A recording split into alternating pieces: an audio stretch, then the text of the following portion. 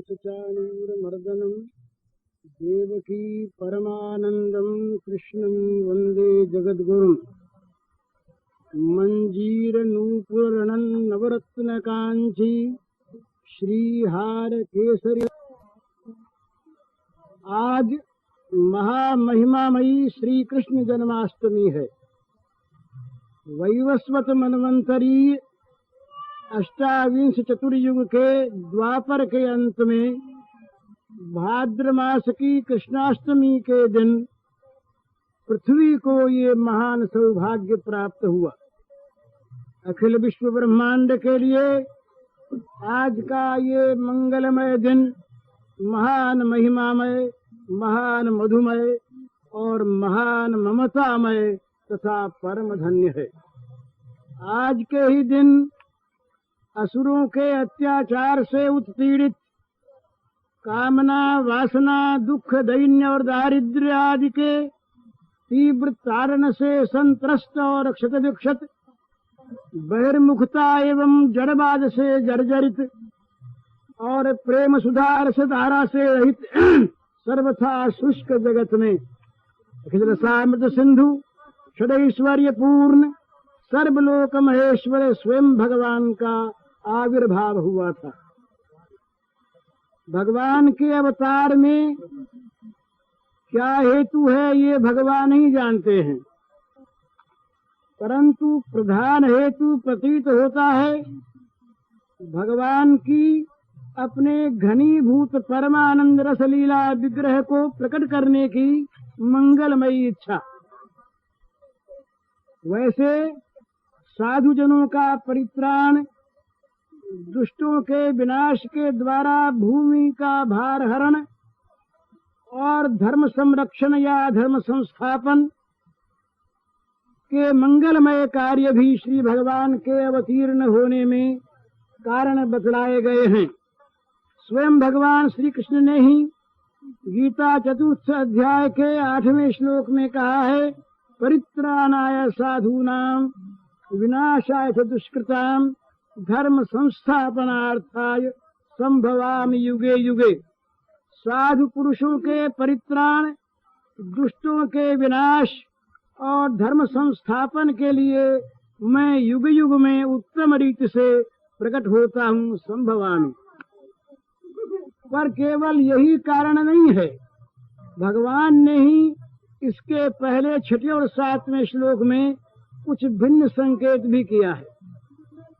अजोपि सन्नव्य आत्मा भूतानाम ईश्वरोपि सन् प्रकृतिम स्वामधिष्ठाय संभवाम्यात्म मायया यदा यदा हि धर्मस्य ग्लानिर्भवति भारत अभ्युत्थानम धर्मस्य तदात्मानं सृजाम्यहम्।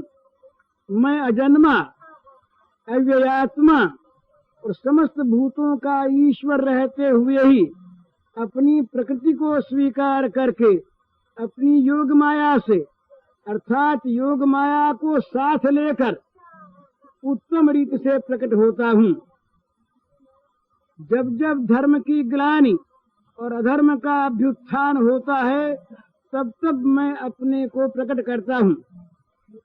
इनमें 6ठे श्लोक में अजन्मा, अविनाशी और सर्वभूत महेश्वर होकर भी जन्म लेने, अंतर्धान होने और छोटे से पराधीन बालक बनने का संकेत करके विरुद्ध धर्माश्रयी स्वयं भगवान ने के पूर्ण आविर्भाव की बात कही गई। और 7वें श्लोक में सदुपदेश के द्वारा धर्म ग्लानि रूप अधर्म के व्युत्थान का नाश करने वाले आचार्यावतार की अथवा काम कलुषित विषय सेवन रूप अधर्म के अभ्युत्थान को ध्वंस कर परम त्यागमय मधुरतम गोपी प्रेम धर्म के संस्थापन करने की ओर संकेत किया गया। भगवान श्री कृष्ण स्वयं भगवान हैं, अतएव उनके द्वारा सभी लीलाओं का सुसंपन्न होना इष्ट है। इसके अनुसार उनके प्राकट्य के भी विभिन्न कारण हो सकते हैं और वे सभी सत्य हैं। भगवान श्री कृष्ण के प्राकट्य का काल था भाद्रपद की अंधियारी अष्टमी की अर्धरात्रि, और स्थान था अत्याचारी कंस का कारागार। पर स्वयं भगवान के प्राकट्य से काल देश आदि सभी परम धन्य हो गए। 5000 से अधिक वर्ष बीत चुके हैं, परंतु प्रतिवर्ष वही पवित्र भाद्र मास, वही कृष्ण पक्ष और वही शुभ अष्टमी आती है और पृथ्वी के परम सौभाग्य की नवीन स्मृति जागृत करके चली जाती है। आज भी इस दिन हम बहिर्मुखी जीवों को न दिखने पर भी पृथ्वी के वक्षस्थल पर एक विलक्षण आनंद का महानृत्य होता है। और आज भी सौभाग्यवान भक्तजन इस नित्य स्मरणीय महान मंगलमयी तिथि की पूजा, जन्मोत्सव का आयोजन, जन्माष्टमी व्रत का सेवन करके धन्य होते हैं। और आज भी प्रेमी भक्त अपने परम प्रियतम श्याम सुंदर के आविर्भाव का दर्शन भी कर पाते हैं। भगवान श्री कृष्ण के इस आविर्भाव के समय का बड़ा ही सुंदर वर्णन दिव्य रससागर हृदय श्री सुखदेव जी ने किया है। आज इस समय इस आविर्भाव के काल में हम उसी का रसास्वादन करें और मन ही मन ऐसा ही चिंतन और ध्यान करें। वे कहते हैं अध सर्वगुणोपेतः काल परम शोभनः। काल समस्त शुभ गुणों से युक्त और परम शोभन हो गया। ये काल नित्य ही जगत के सृजन संहार में लगा रहता है। इससे जगत में कोई उससे प्यार नहीं करता। आज बना कल ये बिगाड़ देगा, परंतु काल के आधार भगवान उसकी कभी उपेक्षा नहीं करते। वे काल के नियंता होकर भी काल में ही प्रकट होते हैं और काल में ही अंतर्धान भी हो जाते हैं। काल को भगवान यदि ये सौभाग्य न प्रदान करते तो शायद उस बेचारे के दुख का पार नहीं रहता। आज जब काल को ये पता लगा कि परिपूर्णतम स्वयं भगवान मेरे अंदर प्रकट हो रहे हैं, उसके आनंद की सीमा नहीं रही और अपने समस्त गुणों को प्रकट करके वो परम शोभन बन गया। उसने प्रत्येक ऋतु तथा प्रत्येक समय विशेष से चुन चुन कर सभी सद्गुणों को धारण कर लिया और विलक्षण रूप से सुसज्जित हो उठा। बसंत ऋतु का मलय समीर, कोकिल का कूजन, भ्रमर का गुंजन, आम्र में नवीन मौर का उदय, अशोक और चंपा का मुक्त हास्य, वर्षा कालीन कदम्बानिल, शरद की स्वच्छता और प्रसन्नता, हेमंत की मालती, शिशिर के कुंद कुसुम, दिवस की कमलिनी, रात्रि की कुमुदिनी, प्रातः काल का देव पूजन, कर्म प्रवृत्ति, मध्याह्न का पवित्र प्रभु सेवा रूप आजीविका कर्म, सायाह्न का देव पूजन तथा सात्विक आनंदोत्सव, निशा का शांत भाव, रात्रि शेष का उत्साहपूर्ण जागरण, सतयुग की तपस्या, त्रेता का यज्ञ, द्वापर की परिचर्या और कलयुग का श्री हरिनाम संकीर्तन इत्यादि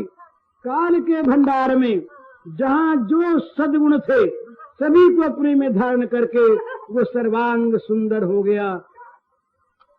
अथ सर्वगुणोपेत काल परम शोभनः यर्येवाजन जन्मरक्षम शांतरक्ष ग्रहतारकम। रोहिणी नक्षत्र था और आकाश में सभी नक्षत्र ग्रह तारे शांत और सौम्य हो रहे थे। सूर्यादि नवग्रह, अश्विनी आदि 27 नक्षत्र, जन्म संपत आदि तारे उग्र शांत वक्र उच्च नीच आदि विभिन्न भावों से काल के सृजन संहार कार्य में सहायता किया करते हैं। कर्म फलानुसार काल जब जिसको जैसा कुछ सुख दुख भुगताना चाहता है, ये भी तब उसके लिए वैसे ही उग्र शांत वक्र आदि बनकर काल का सहयोग दिया करते हैं। आज परिपूर्णतम भगवान श्याम सुंदर के शुभागमन के समय वे सभी अपनी उग्रता वक्रता का परित्याग करके शांत हो रहे हैं और कोई वक्र गति से, कोई अतिचार गति से और कोई महातिचार गति से अपने अपने उच्च स्थानों में स्थित होकर श्री भगवान का अभिनंदन करने में संलग्न है। उस समय रोहिणी नक्षत्र था। भगवान ने उसको अपने जन्म के नक्षत्र के रूप में स्वीकार करके परम धन्य कर दिया। ऋषि सुखदेव जी ने रोहिणी नक्षत्र का स्पष्ट नाम न लेकर अजन जन्म रक्षम इस गुप्तार्थ पद के द्वारा रोहिणी का नाम संकेत किया, जिसका साधारण जीवों की भांति कर्म फल रूप जन्म नहीं होता, उनको अजन कहते हैं। उन भगवान के नाभि कमल से जिनका जन्म होता है वे ब्रह्मा अजन जन्मा कहलाते हैं। वे ब्रह्मा जिस नक्षत्र के अधिष्ठाता हैं उसका नाम होता है अजन जन्म नक्षत्र अर्थात रोहिणी नक्षत्र, क्योंकि रोहिणी के अधिष्ठाता ब्रह्मा है। शास्त्रों में कहा गया है कि अपने या अपने स्वजनों का जन्म नक्षत्र प्रकट नहीं करना चाहिए। अतः श्री सुखदेव जी ने भी अपने परम प्रिय श्री श्याम सुंदर के जन्म नक्षत्र को गोपन रखने के लिए स्पष्ट रोहिणी न कहकर ऐसा कहा। जहाँ भगवान श्री कृष्ण का नाम गुण कीर्तन होता है वहां से भी सब पाप ताप विघ्न बाधाएं दूर भाग जाती हैं। वे वहां समीप नहीं रह सकती, वरम विविध प्रकार से सुदक्षण आज उठते हैं। तब स्वयं भगवान जहाँ पृथ्वी की पीड़ा मिटाने के लिए अवतीर्ण होते हों वहाँ वार तिथि नक्षत्र योग आदि के अत्यंत शुभ सूचक होने में कौन सी आश्चर्य की बात है। जगत का प्रत्येक कार्य काल दिशा और देश के अधीन है। इसी से जगत में काल दिशा और देश का विचार करके ही कार्य किया जाता है। यद्यपि श्री भगवान की दिव्य लीला में काल दिशा और देश की कोई बाध्य बाधकता नहीं, वे स्वयं ही काल दिशा और देश के नियंता हैं। तथापि वे जब धराधाम में अवतीर्ण होते हैं तब काल दिशा और देश पर कृपा करके उनके साथ अपना पवित्र संबंध जोड़कर उन्हें धन्य और कृतार्थ कर देते हैं। इसीलिए आज काल की भांति दिशा और देश भी समस्त सद्गुणों से सुशोभित हो रहे हैं। दिशा प्रसेदुर गगनम निर्मलो दुगनोदयम, दसों दिशाएं प्रसन्न हो गई। आकाश में तारे जगमगा उठे, किसी भी दिशा में कहीं तनिक भी मलिनता नहीं रह गई। सर्वत्र परमानंद पूर्ण स्वच्छता छा गई। सभी दिक्पति परम प्रफुल्लित आनंद पूर्ण हृदय से अपने स्वामी के शुभागमन का अभिनंदन करने के लिए समस्त दिशाओं को सुसज्जित करके दिग्बधुओं के साथ हाथों में अर्घ्य पात्र लेकर उनकी प्रतीक्षा करने लगे।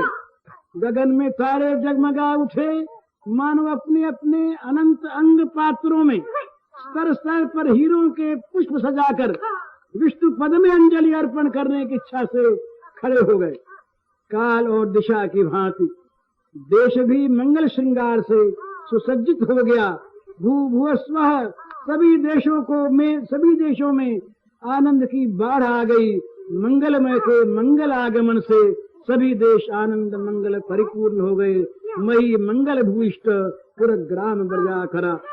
पृथ्वी के सभी बड़े बड़े नगर, छोटे छोटे गांव, हीरों की बस्तियां और रत्नों की खाने आनंद मंगल की क्रीड़ा भूमि बन गई। विविध हेतुओं की अवतारणा करके नगरों के मार्ग परिष्कृत तथा सुगंधित हो गए।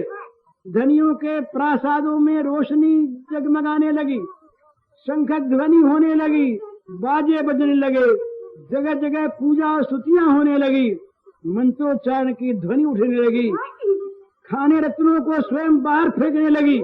नाना प्रकार के नाना कारणों से सर्वत्र आनंदमय के शुभागमन की आनंद धारा बह चली। पृथ्वी के समस्त स्थानों को आनंद मुखरित करके आनंदमय का शुभागमन आनंद मूर्तिमान होकर नद नदी सरोवर अरण्य पर्वत आदि में सभी जगह व्याप्त हो गया। नद्य प्रसन्न सलिला हृदय जल रुभश्रिया, नदियों का जल निर्मल हो गया। रात्रि के समय भी सरोवरों में कमल खिले उठे। गंगा जमुना सरस्वती नर्मदा गोदावरी गोमती सरस्वती कावेरी शोण सिंधु आदि नद नदियों का मटमैलापन दूर हो गया। उनको मानो अपने जन्म स्थान पर्वत के उस गुप्त गह्वर से ऐसा कोई आनंद समाचार मिल गया कि वे अपने कल कल नाद से उसे तटभूमि के कानों में सुना रही हूँ और उत्ताल तरंगों के रूप में मानो भुजाओं को उठाकर नाचती हुई बड़े वेग से दौड़ी हुई समुद्र को यह आनंद संवाद सुनाने के लिए दौड़ चली।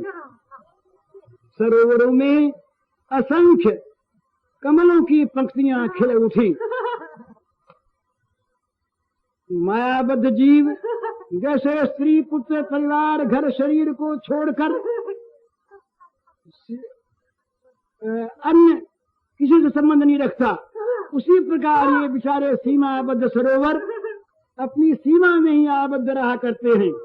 मायाबद्ध जीव पर जब श्री कृष्ण की कृपा होती है तब वह मायाबद्ध रहता हुआ ही जैसे श्री कृष्ण प्रेमी भक्तों की बातें सुनता है और उन भक्तों के द्वारा होने वाली भगवत सेवा के आनंदोच्छ्वास को देखता है, वैसे ही सीमाबद्ध सरोवरों को भी आज श्री कृष्ण कृपा प्राप्त हुई। किसी से वे कमलों के विकास के बहाने असंख्य कानों से नद नदियों की आनंदपूर्ण कलकल ध्वनि सुन रहे हैं और खुली आंखों से उनके आनंदोच्छ्वास को देख रहे हैं। नदियों को जो सौभाग्य किसी अवतार में नहीं मिला वह श्री कृष्ण अवतार में प्राप्त हुआ। इसी अवतार में श्री कालिंदी जी भगवान श्री कृष्ण की चतुर्थ पटरानी बनी और अवतार लेते ही श्याम सुंदर ग्वाल बालों तथा गोपांगनाओं को साथ लेकर कालिंदी में क्रीड़ा करने लगे। इन बातों को सोचकर नदियां प्रसन्न हो गईं और इस अवतार में भगवान काली दमन करके कालीदय सरोवर को विषहीन बना देंगे। इस बात को सोचकर सरोवरों ने कमलों के बहाने अपने हृदयों को ही श्री कृष्ण को समर्पण कर दिया। मानो वे कह रहे हैं हमारे जीवन का सारा विष अब दूर हो जाएगा। गुजात कृसन्नाद स्तब का धनराजय। वनों में वृक्षों की पंक्तियां विभिन्न वर्ण के सुगंधित पुष्पों से लद गईं और शुक्र का आदि पक्षी मधुर ध्वनि करते हुए चहक उठे तथा मधुपान मत भ्रमरों की गुंजार से सारी वनभूमि मुखरित हो गई। निर्जन अरण्य की शोभा उस समय भला कौन देखता, परंतु उन्हें दूसरों को शोभा थोड़ी दिखानी है, उन्हें तो पूर्ण रूप से सज धज कर स्वांत सुखाए अपना आनंद प्रकट करना है। किसी से उन सब ने भी अपनी सजावट में कोई कमी नहीं रखी।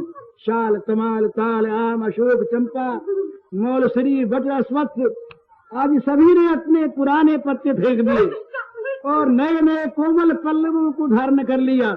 नए मोर फूट निकले। मोरों के बीच बीच में पुष्पों का विकास हो गया और उन पुष्पों के गुच्छे मृदुमंद पवन के मधुर हिलोरों के साथ नाच नाच कर आनंद प्रकट करने लगे। मालती आदि के लताएं वृक्षों की शाखा प्रशाखाओं से लिपट कर वहाँ मधुर कुसुम हास्य का विस्तार करने लगी। जूही चमेली आदि पत्र शून्य होकर केवल विकसित सुमनों से ढक गई। रात्रि के समय सोए हुए भ्रमर मानो स्वप्न में किसी गुप्त परमानंद संवाद को पाकर सहसा जाग उठे और मधुर गुंजार करते हुए पुष्पों के पास जा जाकर आनंद समाचार का कारण पूछने लगे। शाखाओं पर घोंसलों में सोए हुए पक्षीगण भ्रमरों की झंकार से जागृत होकर अपनी कमनीय काकली से वन प्रांत को निनादित करते हुए अकस्मात उदय हुए आनंद का कारण जानने के लिए इधर उधर वृक्षों पर उड़ने लगे। आम्र वृक्ष में असमय मोर देखकर कोयलों के आनंद की सीमा नहीं रही। वे बड़े वेग से उड़कर शाखाओं पर पहुंच गई और पंचम स्वर से तान छेड़कर आनंद निमग्न हो गई। इस प्रकार सर्वत्र महान आनंद के पूर्ण विकास से समस्त अरण्य सर्वथा आनंद भवन बन गया। यूं भगवान श्री कृष्ण का शुभागमनानंद आकाश पृथ्वी और जल को आनंद मत बनाकर अब वायु के निकट पहुंचा। वो वायु सुख स्पर्श पुण्य गंध वाशुचि परम पवित्र शीतल मंद सुगंध वायु अपने स्पर्श से सबको सुखदान करती हुई बहने लगी। वर्षा ऋतु के घोर जल वर्षण से वायु में आर्द्रता और बीच बीच में होने वाली कड़ी धूप से उसमें कुछ उष्णता आ गई थी। पर अब श्री भगवान के शुभागमनोत्सव के कारण बसंत के अंत में जो मलय पवन निर्वासित कर दिया गया था वह अपने निर्वासन दंड से मुक्त होकर लौट आया और वर्षाकालीन उस नाथ शीतोष्ण वायु के साथ मिल गया।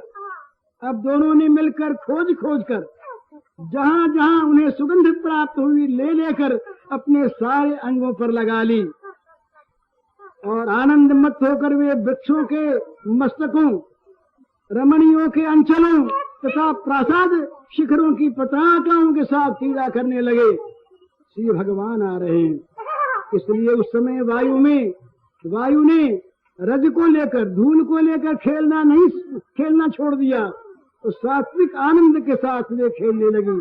इसी कारण अपने स्पर्श से वे सबको सुख देने वाली बन गई।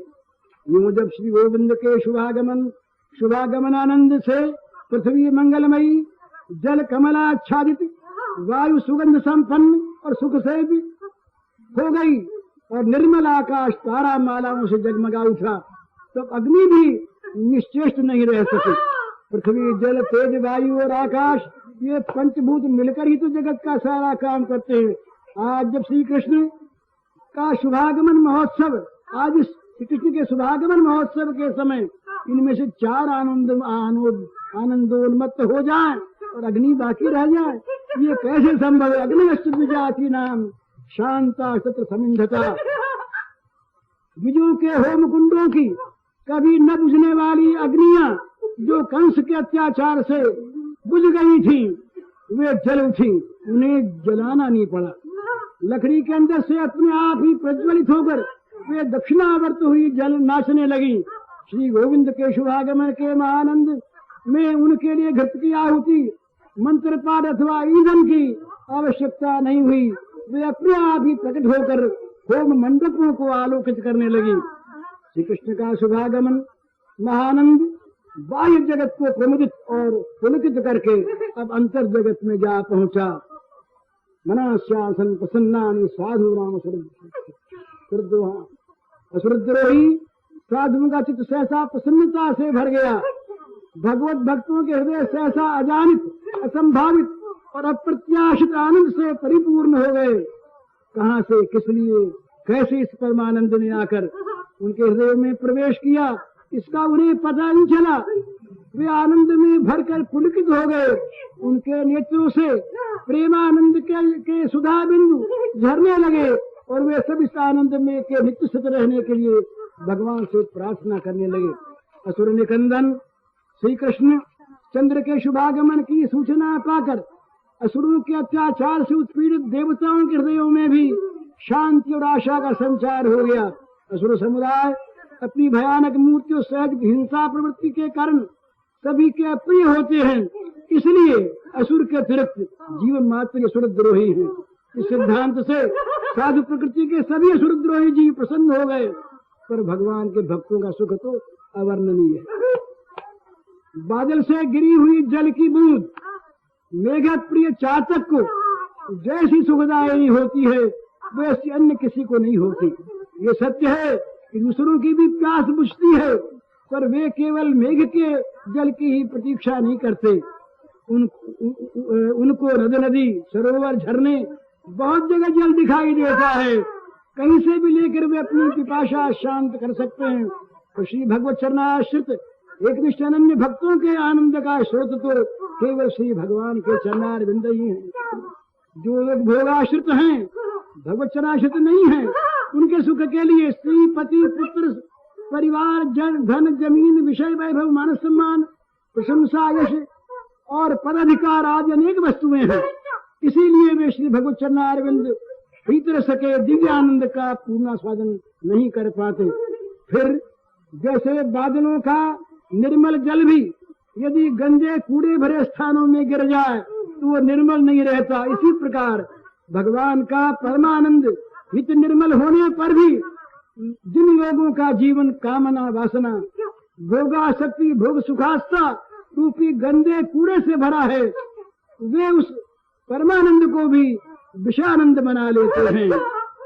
जैसे अत्यंत उत्तप्त स्थान पर गिरी हुई जल की बूंदें प्रति सूख जाती हैं तथा ताप और भी बढ़ जाता, वैसे ही अविश्वास भोगासक्ति और बहिर्मुखता से उत्तप्त जीवों के समीप पहुंचा हुआ भगवत संबंध जनित आनंद बिंदु भी उनकी भगवत विमुखता के कारण तुरंत उनके लिए लुप्त हो जाता, लुप्त नहीं होता, और उन बहिर्मुख तथा अविश्वासी जीवों का ताप बढ़ जाता है। आज श्री भगवान के शुभागमन का पूर्ण प्रकाश होने से श्री भगवत चरणाश्रित अनन्य भक्तों के हृदय में आनंद का जो महान प्रवाह बहने लगा, वह आनंद भोग कामना वासना भरे हृदयों के लोगों को नहीं मिला। प्राकृतिक शोभा संपत्ति की विपुलता को देखकर वे विषयानंद का अनुभव करने लगे और कंसायसुरों की बहिर्मुखता भोगासक्ति और अविश्वास से भरे उत्तप्त हृदयों में ये विषयानंद भी नहीं ठहर सका, वरन उनका ताप और भी बढ़ गया। श्री गोविंद का ये शुभागमन महानंद पृथ्वी आकाश वायु जल अग्नि नद नदी वन पर्वत आदि सभी को आनंद प्लावित कर भक्तों के हृदयों में श्री भगवत चरणों के प्रत्यक्ष प्राप्त होने की मान सुखाशा का मधुर संगीत गाकर विषय जीवों के हृदयों को विषयानंद से भरकर और बहिर्मुख जीवों के मनों को भीषण भय से प्रकंपित कर अब स्वर्ग में जा पहुंचा। जाय माने जने तस्मिन निदुर्दुंदुभयो देवी। अजन्मा भगवान के जन्म आविर्भाव के समय स्वर्ग से में देवताओं की दुंदुभियां बज उठी। भगवान का शुभागमन महानंद जब भूवर्लोक से ऊपर उठकर स्वर्गलोक में पहुंचा तो एक ही साथ असंख्य देव दुंदुभियों ने बजकर अपने मधुर नाद से समस्त स्वर्ग को छा लिया। स्वर्ग में प्रतिदिन नियत समय पर देववादकों के द्वारा ब्रह्मताल रुद्रताल आदि तालों से देवदुंदुभियां बजाई जाती हैं, परंतु आज इस महानंद में सर्वथा स्वतंत्र होकर वे सब अपने आप ही बजने लगी। अनाहता दुंदुभयो देवानाम कुंड सदा। गंभीर मध्य निशा की स्तब्धता को भंग करके समस्त स्वर्ग को निनादित और आनंद मुखरित करती हुई वे दुंदुभियां बिना ही बजाए बज उठी। देवसभा के संगीत रस विशारद हा हु तुम्बुरवादि गंधर्व और किम पुरुषगण दुंदुभियों के इस मधुर नाद से सहसा जागृत हो गए और परमानंद पूर्ण हृदय से श्री भगवान का गुणगान करने लगे। उन्हीं के साथ साथ आनंदमत सिद्ध चारण गण भी स्तवन करने लगे। जगु किन्नर गंधर्वा सुष्टु सिद्ध चारणा। गंधर्व तथा किन्नर गण देवराज इंद्र तथा देवताओं का आनंद बढ़ाने के लिए ही देवसभा में मधुरता छेड़ा करते हैं। सिद्ध और चारणों का जीवन भी देवताओं के स्तुतिगान में बीतता है, पर आज देवेंद्र वांछित चरणारविंद सौभाग्यवती भूमि पर प्रकट होने जा रहे हैं। अतः वे भी उसके अनिर्वचनीय महानंद से मत होकर अपने स्वभाव सिद्ध शांत स्निग्ध मधुर कंठ से भी कई विलक्षण मधुरता और सुरीलेपन को प्राप्त होकर श्री भगवान का गुणगान करने लगे। इस प्रकार गंधर्व किन्नर और सिद्ध चारणों के मधुर सात्विक गीतों को सुनकर देवसभा के नृत्य से श्रांत और अमृत पान से प्रमत्त विद्याधरियां और अप्सराएं भी नवीन उत्साह के से आनंद जागृत होकर नए रूप में नृत्य करने लगी। आज नए रूप में नृत्य करती है।